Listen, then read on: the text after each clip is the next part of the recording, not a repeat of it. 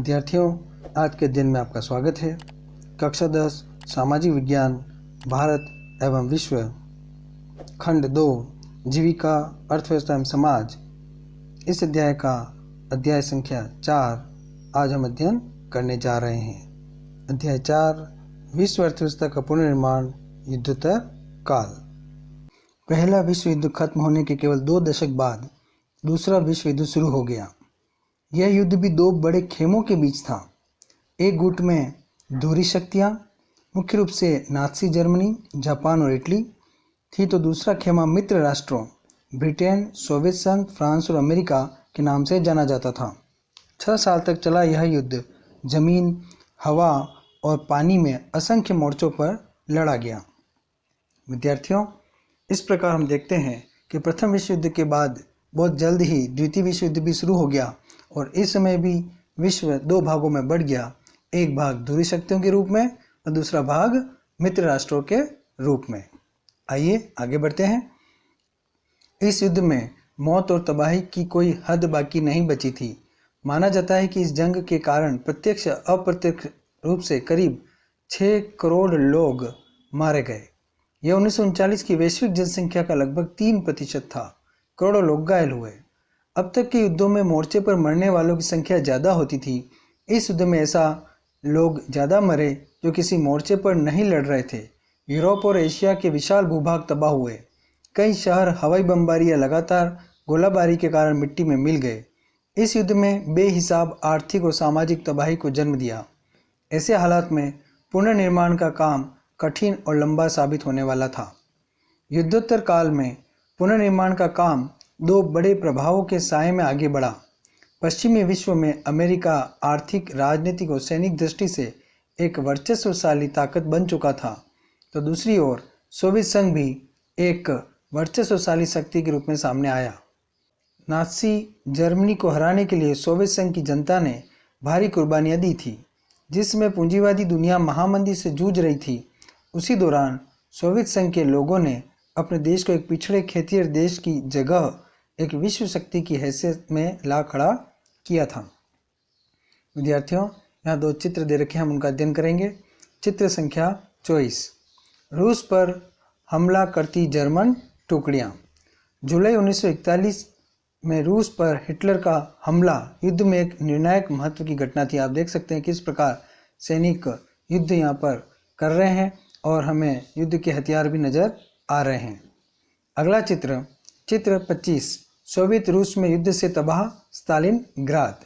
यह युद्ध का परिणाम था कि एक बहुत ही खूबसूरत बसा बसाया शहर नष्ट हो गया। आगे बढ़ते हैं। युद्धोत्तर बंदोबस्त और ब्रेटन वुड्स संस्थान। 2 महायुद्धों के बीच मिले आर्थिक अनुभवों से अर्थशास्त्रियों और राजनीतिज्ञों ने 2 अहम सबक निकाले।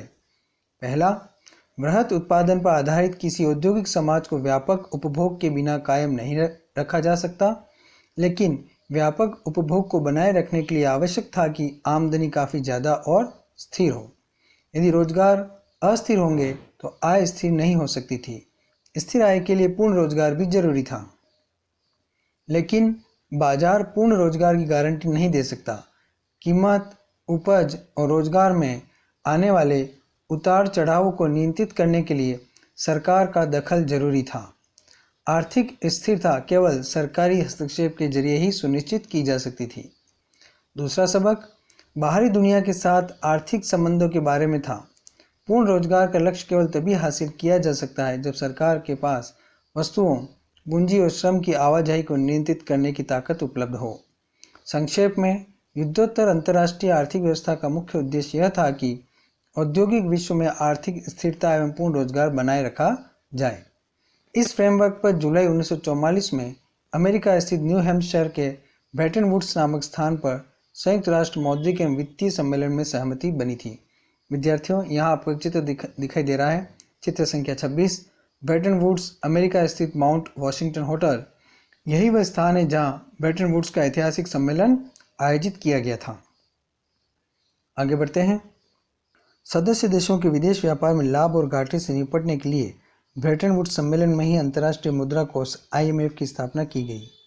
युद्धोत्तर पुनर्निर्माण के लिए पैसे का इंतजाम करने के वास्ते अंतर्राष्ट्रीय पुनर्निर्माण एवं विकास बैंक, जिसे आम बोलचाल में विश्व बैंक कहा जाता है का गठन किया गया।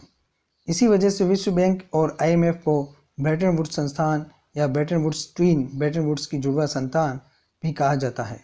इसी आधार पर युद्धोत्तर अंतर्राष्ट्रीय आर्थिक व्यवस्था को अक्सर ब्रेटन वुड्स व्यवस्था भी कहा जाता है। विद्यार्थियों, इस प्रकार ब्रेटन वुड्स सम्मेलन बहुत ही महत्वपूर्ण सम्मेलन साबित हुआ।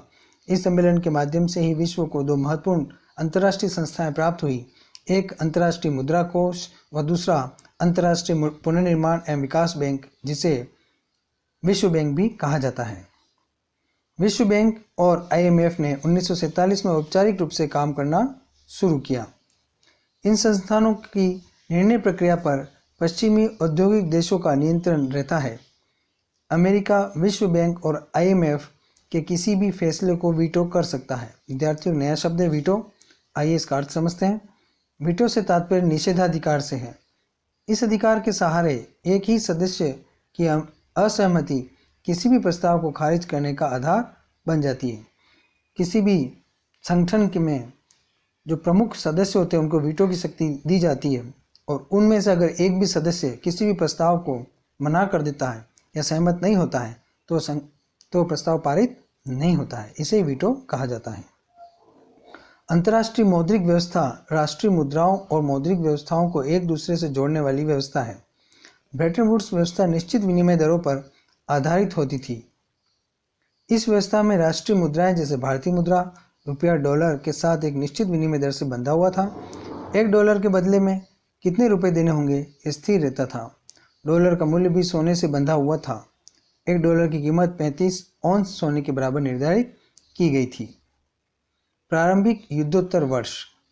ब्रेटन वुड्स व्यवस्था ने पश्चिमी औद्योगिक राष्ट्रों और जापान के लिए व्यापार तथा आय में वृद्धि के एक अप्रतिम युग का सूत्रपात किया। 1950 से 1970 के बीच विश्व व्यापार की विकास दर सालाना 8% से भी ज़्यादा रही। इस दौरान वैश्विक आय में लगभग 5% की दर से वृद्धि हो रही थी। विकास दर भी कमोबेश स्थिर ही थी, उसमें ज़्यादा उतार चढ़ाव नहीं आए। इस दौरान ज़्यादातर समय अधिकांश औद्योगिक देशों में बेरोजगारी औसतन 5% से भी कम रही।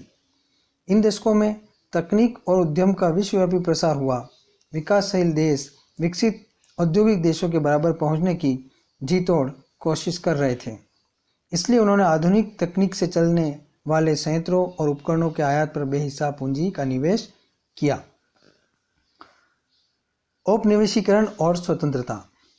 दूसरा विश्व युद्ध होने के बाद भी दुनिया एक बहुत बड़ा भाग यूरोपीय औपनिवेशिक शासन के अधीन था। अगले 2 दशकों में एशिया और अफ्रीका की ज़्यादातर उपनिवेश स्वतंत्र स्वाधीन राष्ट्र बन चुके थे, लेकिन ये सभी देश गरीबी व संसाधनों की कमी से जूझ रहे थे। उनकी अर्थव्यवस्थाएं और समाज लंबे समय तक चले औपनिवेशिक शासन के कारण अस्त व्यस्त हो चुके थे। IMF और विश्व बैंक का गठन तो औद्योगिक देशों की जरूरत को पूरा करने के लिए ही किया गया था। ये संस्थान भूतपूर्व उपनिवेशों में गरीबी की समस्या और विकास की कमी से निपटने में दक्ष नहीं थे, लेकिन जिस प्रकार यूरोप और जापान ने अपनी अर्थव्यवस्थाओं का पुनर्गठन किया था, उसके कारण ये देश IMF और विश्व बैंक पर बहुत ही निर्भर नहीं थे। इस कारण 50 के दशक के आखिरी सालों में आकर ब्रेटन वुड्स संस्थान विकासशील देशों पर भी पहले से ज़्यादा ध्यान देने लगे। यहाँ हमें बॉक्स में कुछ तथ्य मिल रहे हैं, उसका अध्ययन करेंगे। बॉक्स 4, एक साथ बहुत सारे देशों में व्यवस्था करने वाली कंपनियों को बहुराष्ट्रीय निगम या मल्टी नेशनल कॉरपोरेशन MNC या बहुराष्ट्रीय कंपनी कहा जाता है। शुरुआती बहुराष्ट्रीय कंपनियों की स्थापना 1920 के दशक में की गई। 50 व 60 के दशक में जब अमेरिकी व्यवसाय दुनिया भर में फैलते जा रहे थे और पश्चिमी यूरोप एवं जापान भी विश्व युद्ध के प्रभाव से बाहर निकलते हुए शक्तिशाली औद्योगिक राष्ट्र बनने की ओर अग्रसर थे, उस समय ऐसी बहुत सारी नई कंपनियां सामने आई। बहुराष्ट्रीय कंपनियों का विश्वव्यापी प्रसार 50 और 60 के दशक की एक विशेषता था। इसके पीछे आंशिक रूप से इस बात का भी हाथ था कि ज़्यादातर सरकारें बाहर से आने वाली चीज़ों पर भारी आयात शुल्क वसूल करती थी, जिसके कारण बड़ी कंपनियों को अपने संयंत्र उन्हीं देशों में लगाने पड़ते थे जहां वे अपने उत्पाद बेचना चाहती थी। उन्हें घरेलू उत्पादकों के रूप में काम करना पड़ता था। विद्यार्थियों, नया शब्द आयात शुल्क। टैरिफ, किसी दूसरे देश से आने वाली चीज़ों पर वसूल किया जाने वाला शुल्क। यह कर या शुल्क उस जगह लिया जाता है जहाँ से वह चीज़ देश में आती है, यानी सीमा पर बंदरगाह पर या हवाई अड्डे पर। विदेशों से जो भी माल मंगाया जाता है उसे आयात कहा जाता है, और इस आयात होने वाली सामग्री पर जो शुल्क लिया जाता है उसे आयात शुल्क कहते हैं। आगे बढ़ते हैं।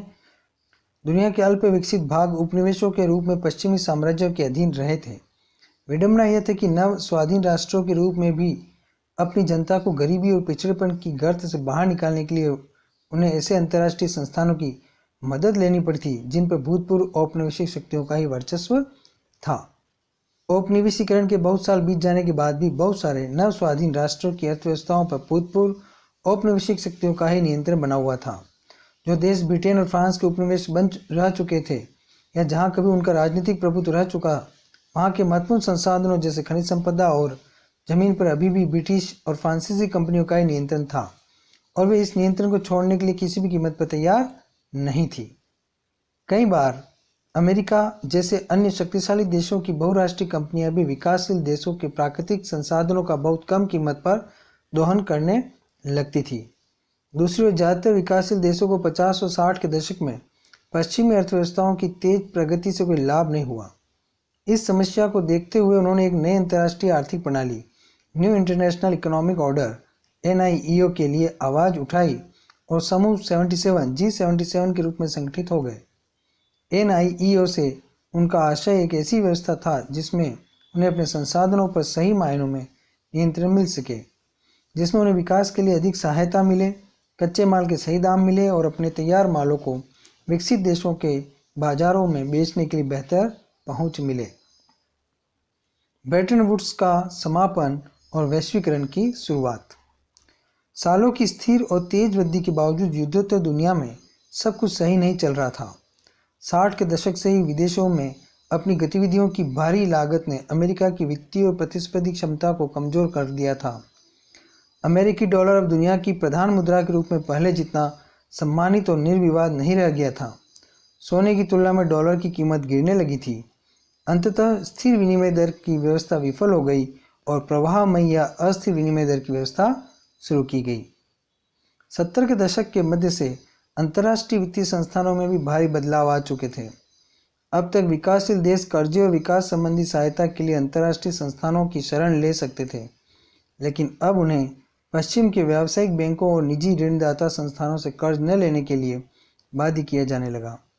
विकासशील विश्व में समय समय पर कर्ज संकट पैदा होने लगा, जिसके कारण आय में गिरावट आती थी और गरीबी बढ़ने लगती थी। अफ्रीका और लैटिन अमेरिका में यह समस्या सबसे ज़्यादा दिखाई दी। औद्योगिक विश्व भी बेरोजगारी की समस्या में फंसने लगा था। 70 के दशक के मध्य से बेरोजगारी बढ़ने लगी। 90 के दशक के प्रारंभिक वर्षों तक वहाँ काफ़ी बेरोजगारी रही। 70 के दशक के आखिर सालों में बहुराष्ट्रीय कंपनियां भी एशिया के ऐसे देशों में उत्पाद केंद्रित करने लगी जहां वेतन कम थे। चीन 1949 की क्रांति के बाद विश्व अर्थव्यवस्था से अलग थलग ही था, परंतु चीन में नई आर्थिक नीतियों और सोवियत खेमे के बिखराव तथा पूर्वी यूरोप में सोवियत शैली की व्यवस्था समाप्त हो जाने के पश्चात बहुत सारे देश दोबारा विश्व अर्थव्यवस्था का अंग बन गए। चीन जैसे देशों में वेतन तुलनात्मक रूप से कम थे। फलस्वरूप विश्व बाजारों पर अपना प्रभुत्व कायम करने के लिए प्रतिस्पर्धा कर रही विदेशी बहुराष्ट्रीय कंपनियों ने जमकर निवेश करना शुरू कर दिया। क्या आपने इस बात पर ध्यान दिया है कि हमारे ज़्यादातर टेलीविज़न, मोबाइल फ़ोन और खिलौने चीन में बने होते हैं या वहाँ के जैसे ही लगते हैं? ये चीनी अर्थव्यवस्था की अल्प लागत अर्थव्यवस्था और ख़ास तौर से वहाँ के कम वेतनों का नतीजा है। उद्योगों को कम वेतन वाले देशों में ले जाने के कारण वैश्विक व्यापार और पूंजी प्रवाह पर भी असर पड़ा।